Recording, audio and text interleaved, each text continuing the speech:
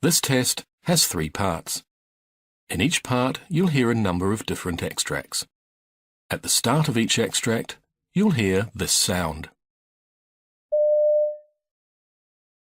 You'll have time to read the questions before you hear each extract, and you'll hear each extract once only. Complete your answers as you listen. At the end of the test, you'll have 2 minutes to check your answers. Part A. In this part of the test, you'll hear 2 different extracts. In each extract, a health professional is talking to a patient. For questions 1 to 24, complete the notes with information you hear. Now look at the notes for extract 1.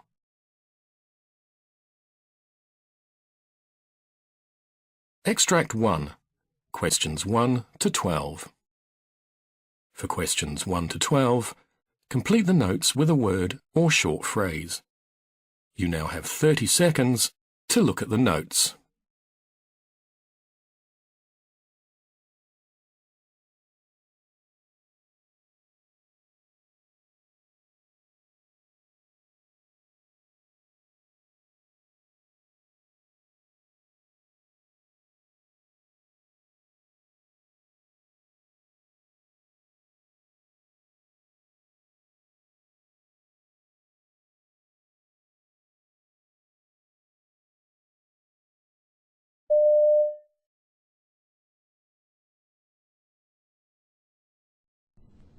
Good morning, Mr. Bloomfield. My name's Dr. Dixon.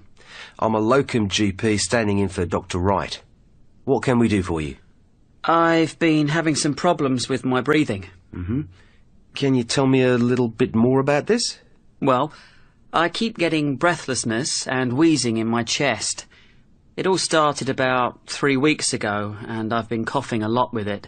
Some white phlegm. I thought it might be a cold coming on. But then, after about another week, I started finding it more and more difficult to catch my breath. Right. So you've had the wheezing and the breathlessness for roughly 3 weeks? Yes, give or take a day. And do you get these bouts of wheezing and shortness of breath every day? No, they come and go. How frequently do you get them? The first week there was only one, I think. And then they started getting worse, 3-4 times a week. It's not being able to get my breath that's really worrying. And so the attacks, have they increased in the past 2 weeks? Yes, they're much more frequent. Okay. When do the attacks come on? At any time, but they seem to be worse at night and in the morning. Have you noticed any change in the severity of the attacks, especially in the morning? Yeah. Do they wake you up at night? About 3 times a week. I see. You been off work at all? No, but I nearly didn't go in yesterday. Was that the worst so far? Yeah. And have you had anything else with it? I've felt a bit tight across the chest. Any pain with it? No, just tightness. Are you aware of anything that triggers the attacks? Like what? Well, dust, feathers, new carpets? No, I can't really say I am. Okay. Have you had any infections recently, like flu or sore throat or chest infection? No, not for a long time, except this. And what about medications? Are you taking anything? No. No aspirin? No. Are you doing any exercise? Jogging, for instance? No. What about pets? Do you have pets at home? No. But my neighbours have a cat, but I don't see it that much. Everything okay at home? Yeah, things are fine. And what about work? I see you're a civil servant. Any stress or problems at work or anything like that? Work's been getting me down recently. In what way? Well, there's been a lot of changes going on recently, and I suppose I'm a bit anxious, what with the mortgage and that. And this has been getting to you? Yes, more and more. I see. And does the wheezing, etc., continue over the weekends? No. When I come to think about it, it doesn't. Okay. Some general questions. Have you ever had anything like this before? No, never. Do you have other illnesses? Um, High blood pressure, diabetes, or heart problems? no, nothing like that. This is the first time I've been ill in my life. Has anyone in your family had anything similar?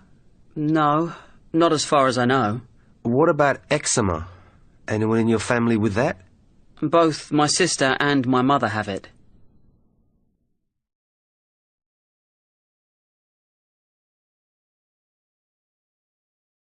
Extract 2. Questions 13 to 24. For questions 13 to 24, complete the notes with a word or short phrase.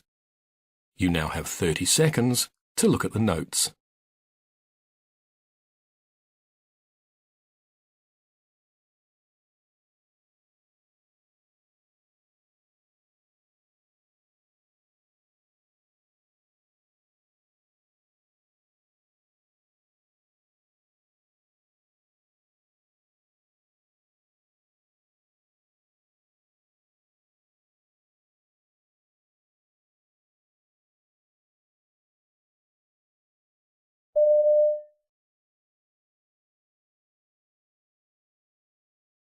Barbara Roberts. Yes, good morning. Hello there. My name's Hello. Dr. Beddy. I'm one of the new GPs in the practice.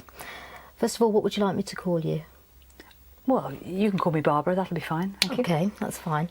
Okay, so Barbara, I'm seeing you today, but I think it's usually Dr. Brown that sees you, is that right? Yes, Dr. Brown's my doctor. Okay. What is it that's brought you to see me today?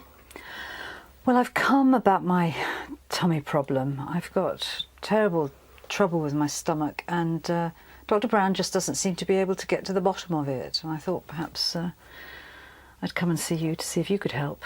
Right, okay. Can you tell me a bit more about your tummy problems? Well, I have this terrible discomfort nearly all the time. It very often feels bloated. I swing between being constipated and having diarrhoea.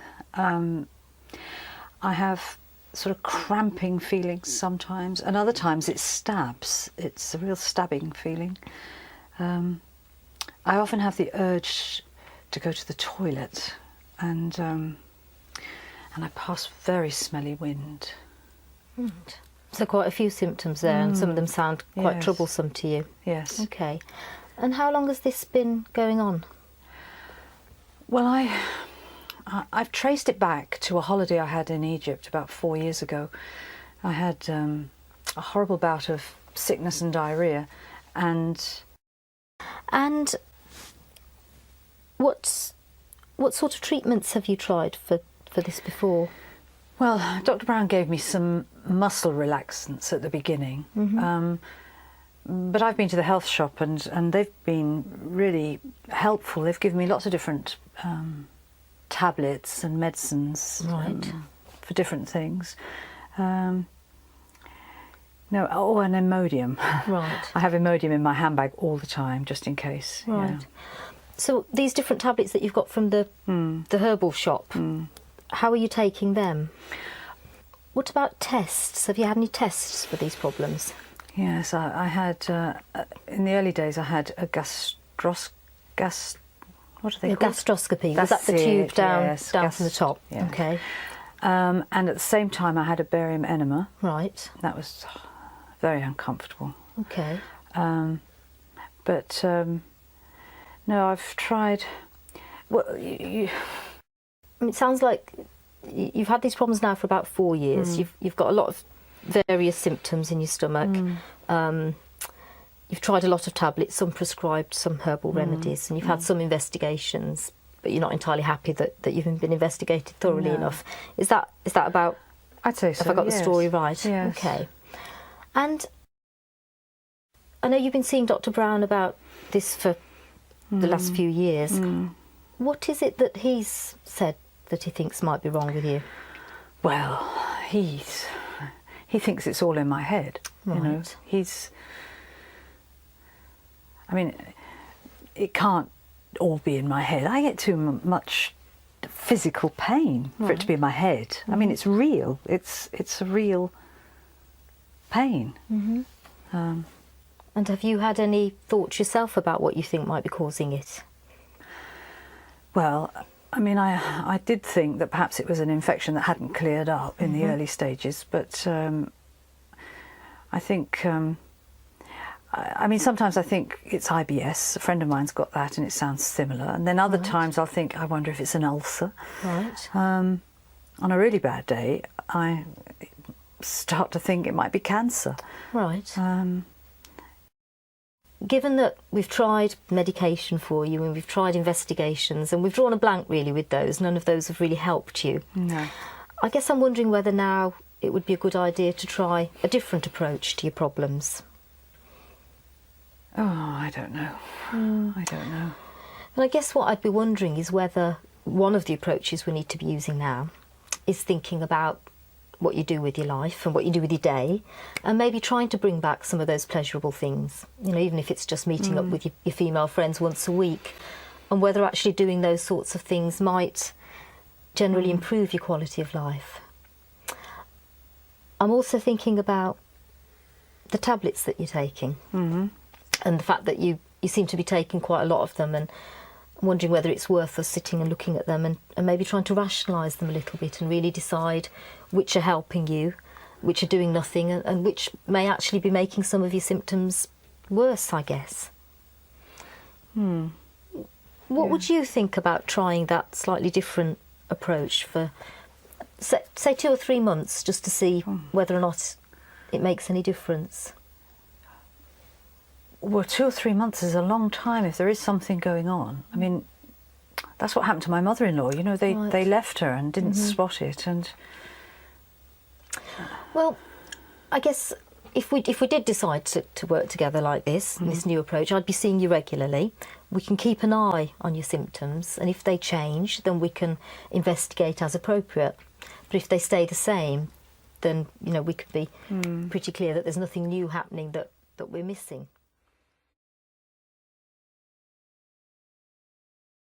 That is the end of Part A.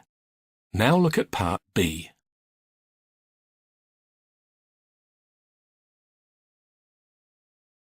Part B. In this part of the test, you'll hear 6 different extracts.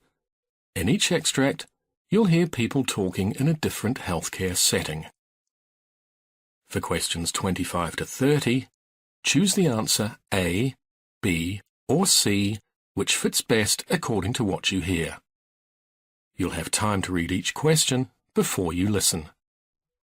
Complete your answers as you listen. Now look at question 25. Now read the question.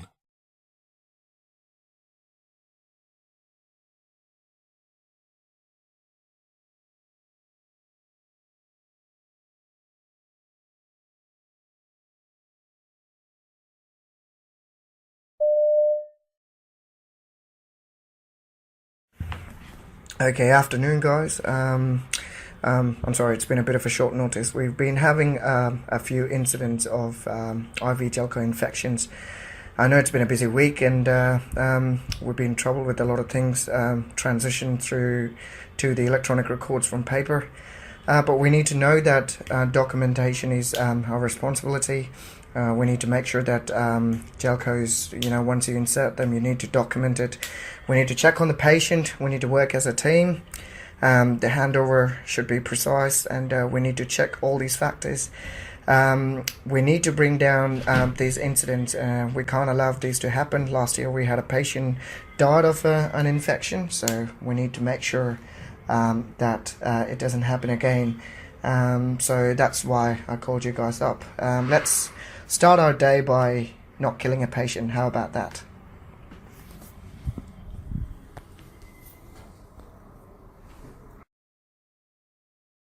Question 26. Now read the question.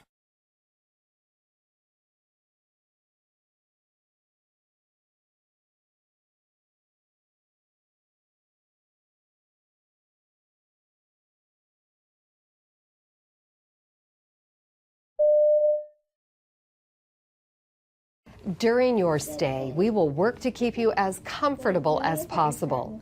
Unfortunately, it is unrealistic to feel zero pain after surgery. Our goal is to manage your pain at levels allowing you to participate in physical therapy and other activities. We have many tools to attack pain, starting with the peripheral nerve catheter, or PNC, inserted into your operative leg by the anesthesia team. The PNC delivers numbing medication to surround the nerve that supplies feeling to your hip or knee. We supplement the PNC with other medications as needed, either in pill or IV form. One big help in controlling your pain is to keep your new joint active by moving and working with therapy. Lying in bed too long can result in more pain as the joint grows stiff. In addition to pain medication, you will receive a 10-day supply of Lovenox.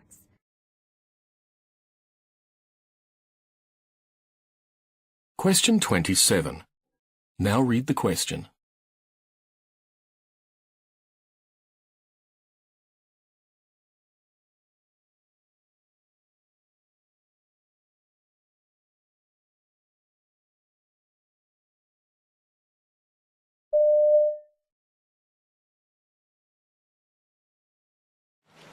Mr. Fernandez is a 52-year-old gentleman who was admitted to the ER last night. He lives with his wife Judy and was found down at home.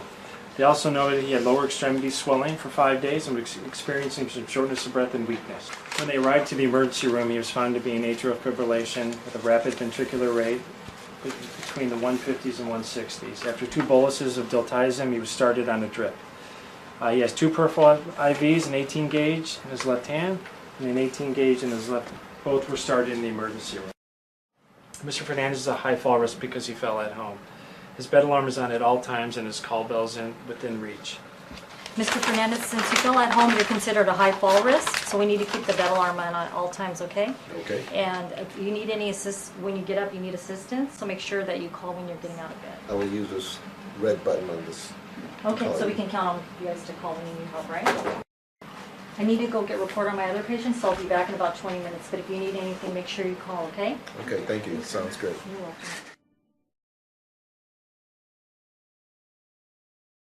Question 28. Now read the question.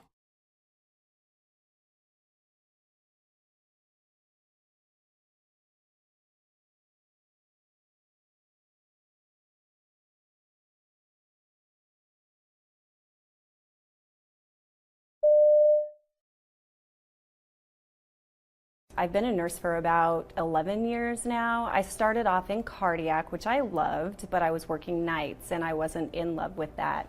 And then after that, the school where my kids go to school opened up, and so I was a school nurse for several years.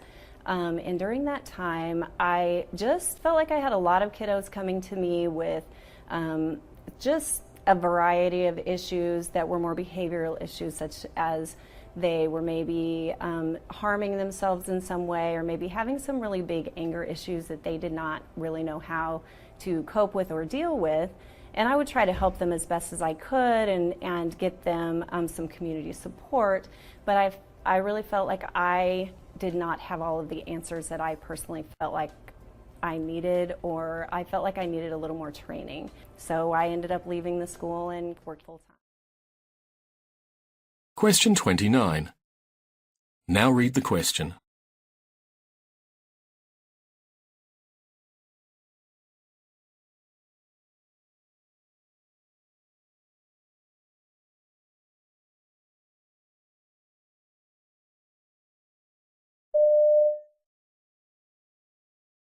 It is true that athletes are specializing at a younger age than they did a decade or 2 decades ago. And that does create overuse problems with doing the same repetitive motions year-round, which is why we typically recommend for kids, hey, enjoy everything, be involved in everything, do a lot of different things. There will always be sports that one athlete will excel more at than another, but it's still healthy to be a multi-sport athlete and use different body parts and different mechanisms. And when you're growing and developing, that has a different impact on your body where you have open growth plates versus when you get older and those growth plates close. And if you're doing the same repetitive activity in a specific area with an open growth plate, you can have a problem there.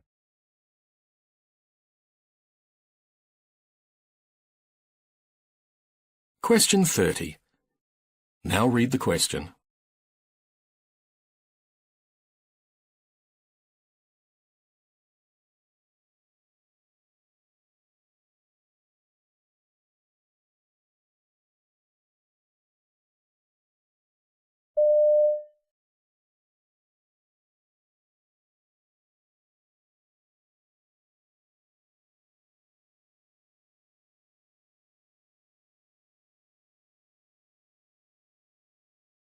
This is one of our mannequins, the SimMan Essential. He is capable of being a healthy patient. We can also program in variables on him that cause him to be unhealthy patient as well, because as we know, most of our patient population these days aren't your typical healthy patient. So when we bring the students into the room for the simulation, they are able to do an assessment of listening to heart and lungs on our mannequin. They can do a neurological evaluation of his eyes as well. Shortly thereafter, then, we go ahead and start the anesthetic procedure. So we start by giving him some oxygen by the mask. Obviously, he's still awake at this point in time. And then the students are expected to start the drug administration. And I am on a computer in a different room able to program the drugs that the students are giving. And then the mannequin responds to the drugs by either going to sleep or getting sleepy. So that the students then can carry on the procedure that's been outlined for them. What's neat about these mannequins, we can mass ventilate them, we can put special airway devices in like an endotracheal tube. If they don't happen to get the endotracheal tube in the right spot, he has a blue light that'll light up in his mouth to show them the patient is not getting enough oxygen. I'm on the control and I can make the heart rate and the blood pressure change parameters as well. So it's a learning experience for them so they can identify maybe they didn't put the endotracheal tube in the right place. He also has IV access, so we can do IV practice on him. We can give the drugs through the IV. That's typically how you do it in anesthesia.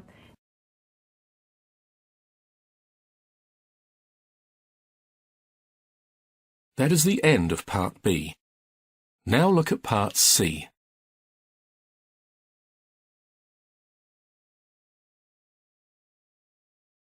Part C. In this part of the test, you'll hear two different extracts.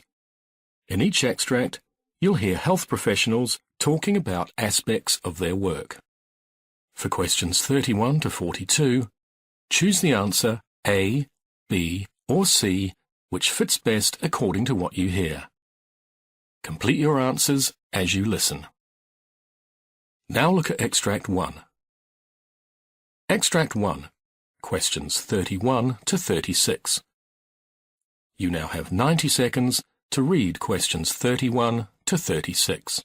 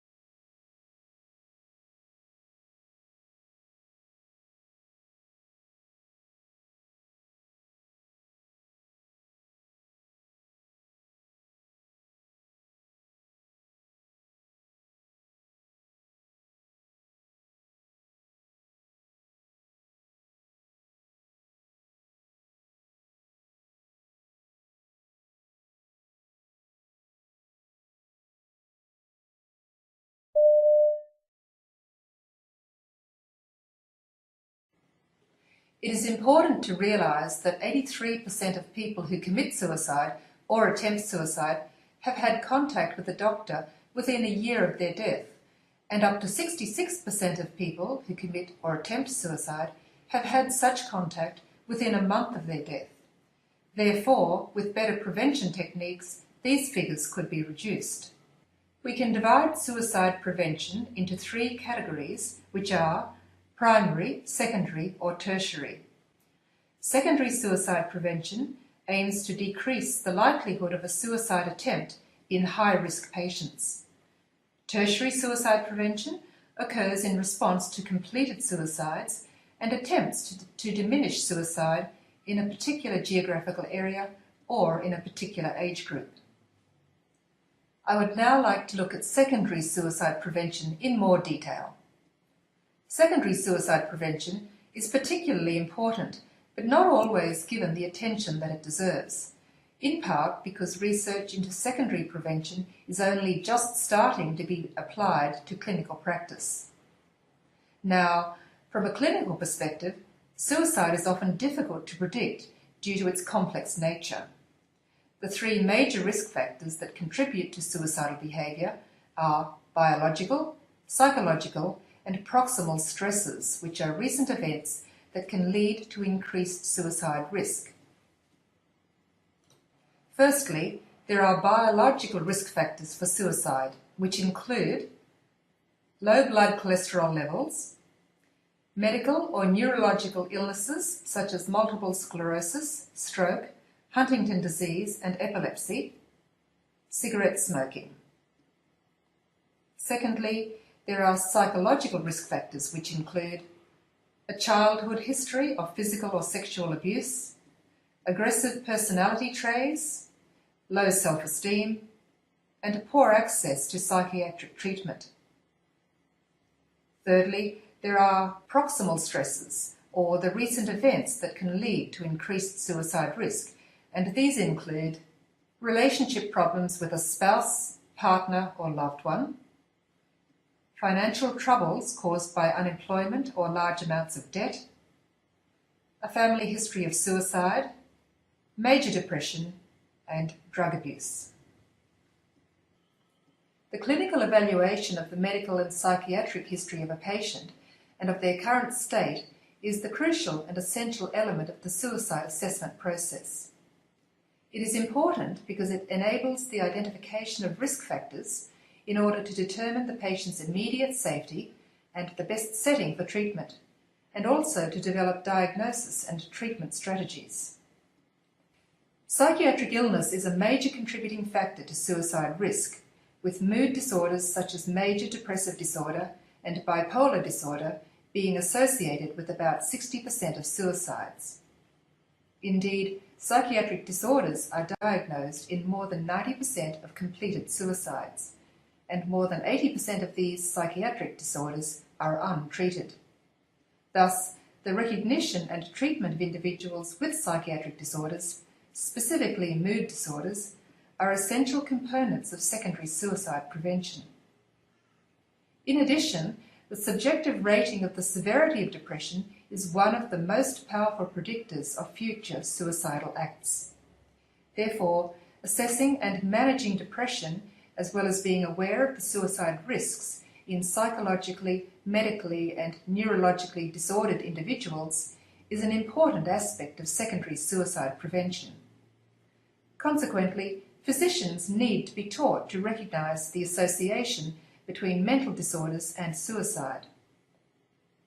Additional information about the individual who may be at risk for suicide, such as medical and psychiatric treatment records and toxicology screenings, should also be incorporated into the assessment. Equally importantly, clinicians and other professionals in a position to offer help should not hesitate to ask patients about suicidal ideation because, while it may seem surprising, patients will often talk frankly about their suicidal thoughts and tendencies if given the opportunity. Failure to ask about suicidal ideation may be related to the health professional's discomfort with the topic, lack of time, or lack of skills in this area. Clinicians need to overcome these obstacles to provide appropriate care to their patients. What are the most effective secondary suicide prevention strategies?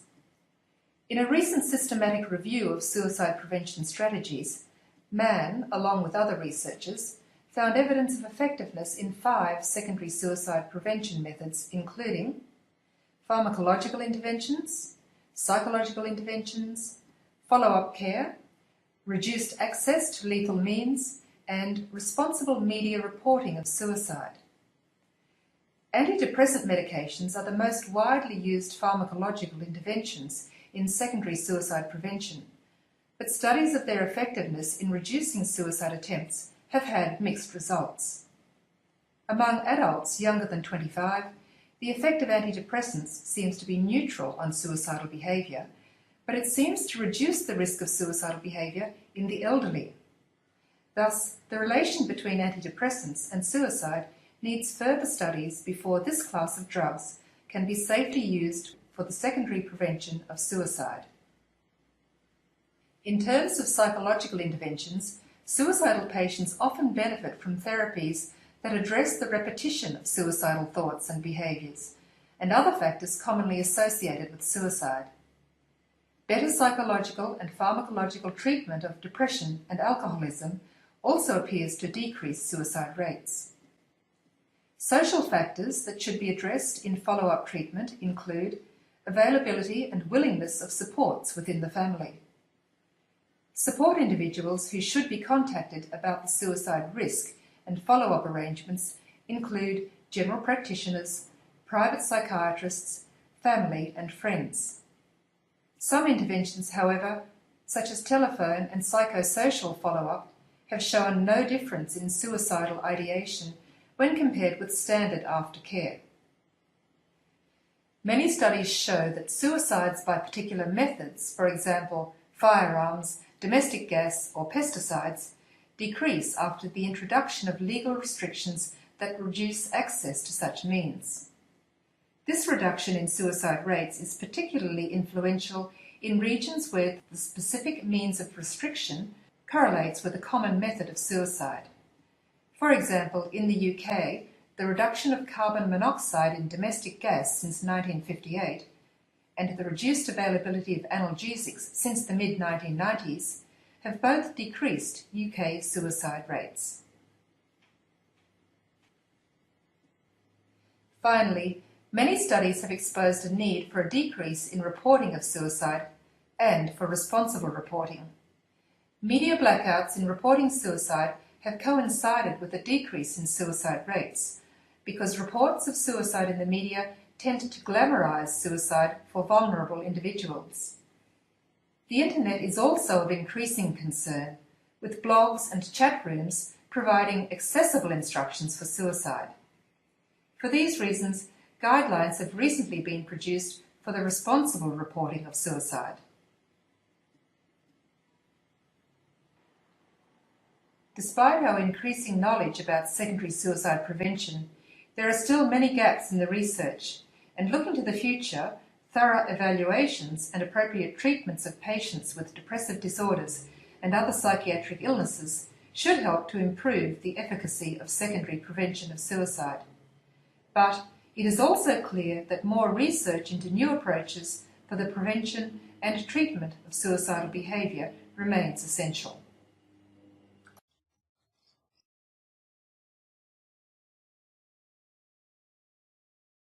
Now look at Extract 2. Extract 2, questions 37 to 42. You now have 90 seconds to read questions 37 to 42.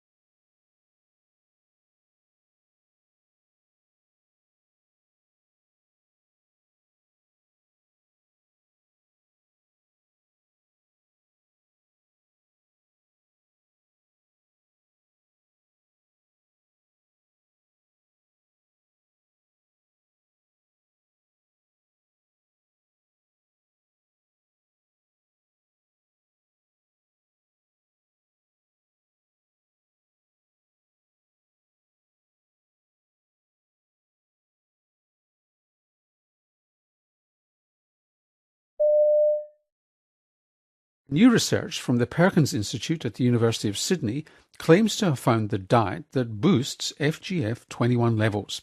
One of the lead scientists on the study was Samantha Solon-Beat of the Perkins. Welcome to the Health Report. Thank you for having me. So what is this stuff, FGF21? I mean, it's almost eye-crossingly complicated from the look of it. Yeah, it seems complicated, but it's actually not. And recently, there's actually been an immense amount of interest in fibroblast growth factor 21, or FGF21. And this hormone has actually recently been called this fountain of youth hormone, which we know can be influenced by diet. And the reason why FGF21 is so interesting is because high levels of this miracle hormone, as it's called, has actually been shown to play a huge role in influencing appetite, improving metabolic health and immunity, and even extending lifespan in mice. Now, something that sounds so good to be true is usually too good to be true.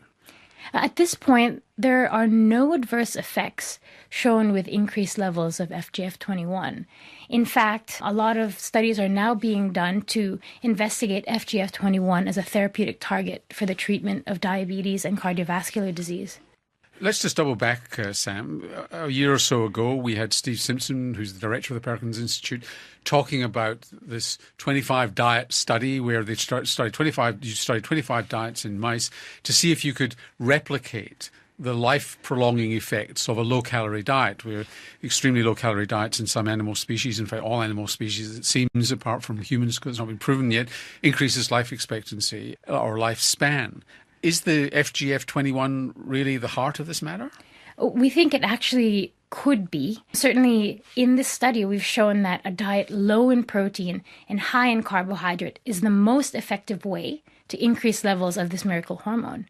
And that this diet was also associated with several markers of improved metabolic health in mice. So tell us a little bit about this study. Well, what we actually did was performed a really large mouse study, as you said, where we took 858 mice and offered them a range of different diets to see how macronutrients, such as proteins, carbohydrates, and fats, as well as total energy, could interact and influence levels of FGF21. And you found? And we found exactly that we could use diet to increase the levels of this FGF21 hormone, and that a low-protein, high-carbohydrate diet was the most effective way for increasing this miracle hormone. And what effect did that miracle hormone, I hate using that word, that phrase, but what effect then did the hormone have on these mice, or were you able to separate the two? We were actually able to show that the exact diet that increased FGF21 also improved things like insulin sensitivity, glucose tolerance, blood pressure, and blood lipids, even though the animals were a little bit fatter. And how do you know that was anything whatsoever to do with the FGF21, your so-called miracle hormone, and rather than it just being an accident that it was raised to? What we did was plotted FGF21 using the geometric framework, which is a nutritional modeling platform that helps us tease apart the role of nutrients and calories. And if you line up all the surfaces, the response surfaces in this framework with FGF21 and all the metabolic outcomes, you can clearly see that there's a specific area in the nutrient space that coincides with increased levels of FGF21 and several metabolic benefits. And what kind of carbohydrate, and what happened with fats? In this study, fat did not appear to have an effect on FGF21 levels. It seemed to be low protein was the primary driver, and that the highest combination was with a low protein, high carbohydrate diet. So what does FGF21 do to the body? And that's a really good question. And that's really the next step of our study. We want to understand how FGF21 signaling works in response to diet to mediate all these beneficial outcomes. Do we know that were there any medications affected? At this point, no. It seems that it goes up with starvation, it goes up with overfeeding. There's lots of things that influence it. Did the appetite of these mice change? Do they eat more or less when the FGF21 goes up? Oh, that's a really good question. See, this is one of the things that we were able to reconcile in our studies. As you mentioned, a whole range of literature in previous studies have shown that FGF21 is elevated in many paradoxical conditions such as starvation and obesity, high intake of food and low intake of food, as well as in insulin resistance and in insulin sensitivity. So what is going on here? Using the geometric framework, we were actually able to tease apart these findings, showing that reduced protein intake is the primary driver of FGF21. Okay, so what happens in mice does not necessarily happen in humans. How do you know it makes any difference at all in humans? Oh, I'm glad you said that. We've actually published work just this year showing that FGF21 levels in humans is also increased by a low-protein, high-carbohydrate diet. And of course, this is really exciting because it tells us that the work that we do in mice can be directly translatable to humans. So is there any evidence at all that FGF21 has the same beneficial metabolic effects in humans as it has in mice?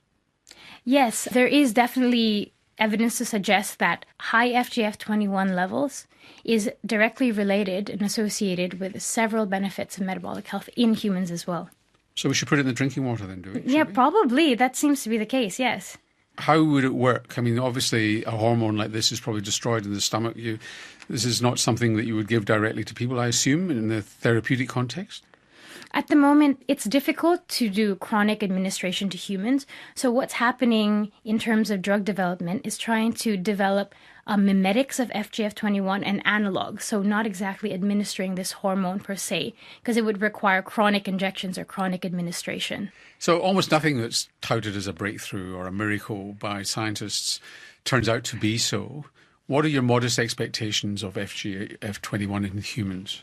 Well, in humans, we actually think that FGF21 is extremely promising. We think that, at least in humans, we've shown that FGF21... So a treatment for type 2 diabetes? Absolutely. That sort of thing? Yes. We've shown that humans seem to respond in the same way as mice. So this could mean that we could tailor our diets and our nutritional guidelines to generate a range of benefits from FGF21. Is it too blunderbuss? You're describing something that sounds blunderbuss rather than targeted. You're just spraying an effect rather than targeting an effect. If you can do anything with it, it's going to be a very wide set of actions which you're going to find hard to control, isn't it? At the moment, everyone is very interested at FGF21, but no one really knows its mechanism of action. And it seems to be a race at the moment. How does it work? What turns it on? What switches it off? And what can we do to find out more about it? So at this point, I think it's a really hot topic and everyone's racing to find out the answer. And you hope you'll be first. Hopefully. Sam, thanks for joining us on the Health Report. Thank you so much. Samantha Solon-Beat is a researcher at the Perkins Institute at the University of Sydney, and on our website we'll have a link to our previous interview on the diet and longevity study.